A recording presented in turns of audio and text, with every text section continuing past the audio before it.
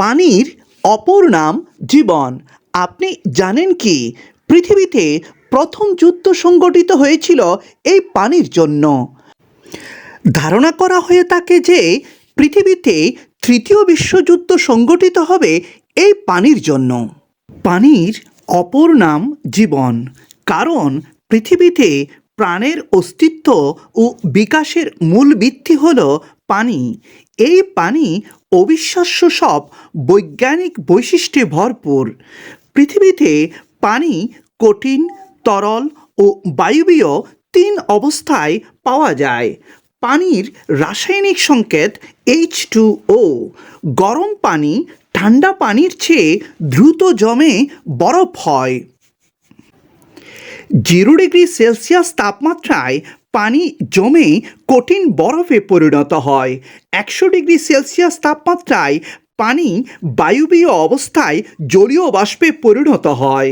পৃথিবীর উপরিভাগে প্রায় 71% পানি দ্বারা আবৃত, যার 97.5% লবণাক্ত এবং মাত্র 2.5% স্বাদু পানি।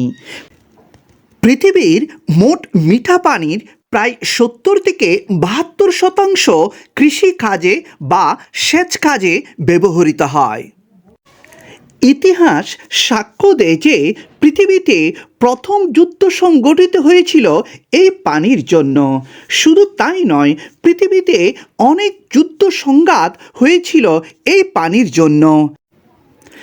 এই পানি নিয়ে ইতিহাসের সবচেয়ে মর্মান্তিক ও হৃদয় বিদারক ঘটনা ঘটে ইরাকের কারবালাতে, যেখানে মহানবী হজরত মুহাম্মদ সাল্লাল্লাহু আলাইহি ওয়াসাল্লামের প্রিয় দৌহিত্র ইমাম হুসাইন রাদিয়াল্লাহু তাআলা আনহু শাহাদাত বরণ করেন।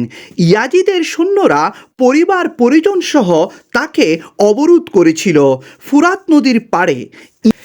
ইমাম হুসাইনকে আত্মসমর্পণ করতে বাধ্য করার জন্য ইয়াজিদ সৈন্যরা নদী থেকে পানি সংগ্রহের পথ অবরুদ্ধ করে রাখে। পরবর্তীতে হাহাকার পড়ে হুসাইনের শিবিরে। তিনি অবশ্য আত্মসমর্পণের পরিবর্তে পরিবার পরিজনকে পানি সংগ্রহের জন্য যুদ্ধ করতে সিদ্ধান্ত নেন। ইয়াজিদ বাহিনীর হাতে প্রাণ হারান সত্য, সুন্দর ও ন্যায়ের প্রতীক এই মহাপুরুষ। বিগত 50 বছরে পৃথিবীর জনসংখ্যা দ্বিগুণ হয়েছে। আধুনিক যুগে পানি নিয়ে দুনিয়ার সর্বত্রই বিরোধ মাথাচাড়া দিয়ে উঠেছে। বিশেষজ্ঞদের মতে পৃথিবীর 5টি এলাকায় পানি নিয়ে বিরোধ চরম আকার ধারণ করতে পারে।